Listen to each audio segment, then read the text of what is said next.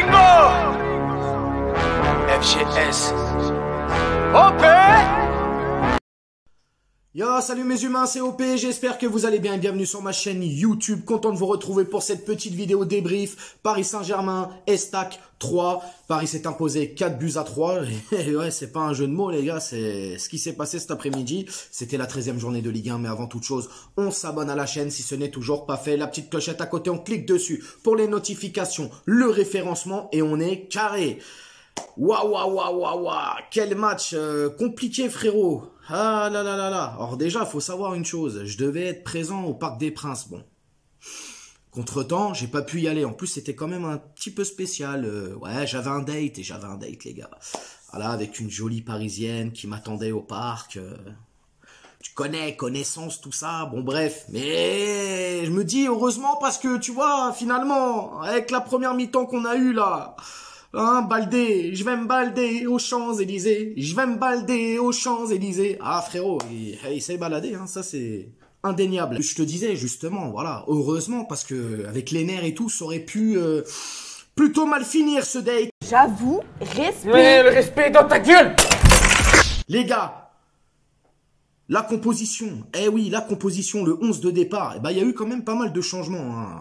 On était parti avec un 11 probable hier dans l'avant-match. Là, bah, Donnarumma, lui, bon, il est indéboulonnable, il reste. Ramos, Kipembe. D'ailleurs, on va en revenir sur les deux zigotos, là, parce que ils ont foiré leur partition aujourd'hui. Ramos, Kipembe, charnière centrale. Bernat à gauche. Mukiele à droite. J'avais vu juste. Verratti, Soler, Vitinha pour ce milieu de terrain. Neymar en numéro 10 qui alternait avec Messi. Et justement, Messi et Mbappé en attaque, les gars. Donc ça, c'était le 11 de départ. Le coup d'envoi qui va être donné pour le Paris Saint-Germain. Donc Paris va confisquer la balle. Tu connais, d'entrée. Ramos qui est fébrile, hein, catastrophique pour pas dire. Genre, bref, c'était quand même plutôt compliqué pour Pépère Ramos. Hein, Paris qui va déjà encaisser un but, les gars. Hein, à la 4e minute, Baldé, hein, comme je viens de te le dire, frérot. Baldé qui nous met un but, un joli but en plus. Hein, il allume Donnarumma, imparable. Tu peux rien faire. Donc là, je me dis, oulala, 1-0. Moi qui pensais que ça allait être une balade de santé, ça commence à se transformer en espèce de falaise à gravir, un peu compliqué. Tu vois ce que je veux te dire? Mais bon, c'est pas grave. Paris va pousser. Hein, on a poussé hein, pour égaliser et tout. Alors les gars... 3, ils ont bien joué le coup, on va pas se mentir, ils s'étaient bien en place, bloc compact, très peu d'espace, ça a été quand même compliqué pour nos Parisiens en première mi-temps. Hein, après, voilà, Paris, on a bu la tasse, hein, les gars, hein. Mukiele qui avait quand même un peu de mal, qui s'est bien rattrapé sur la deuxième mi-temps, on va en revenir aussi. Alors on est remonté un petit peu, hein, on a été... plutôt bon parfois sur quelques phases offensives et comme je te disais, pas trop d'espace, très compliqué à mettre des buts, très compliqué à jouer, tout simplement.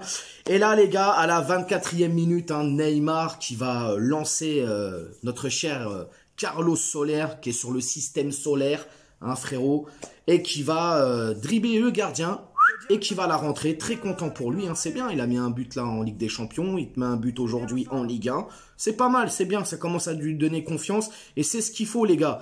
Après, voilà, les stacks, comme je te disais, ça défend très bien, très compliqué à aller...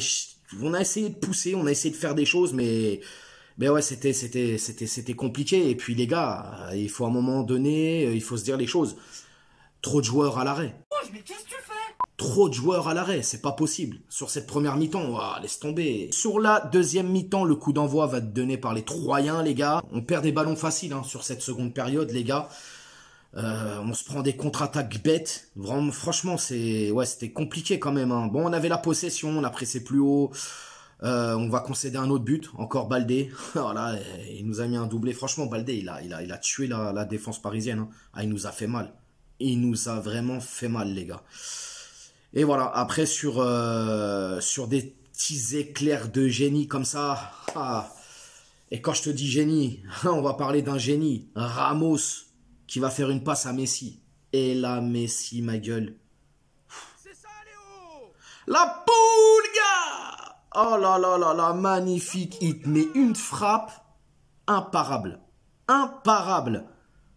Là, 52e minute, Messi, là, il nous régale. Il nous régale. J'ose même pas imaginer les potos qui étaient au stade, comment ils ont dû péter une canette, mon ref. Waouh.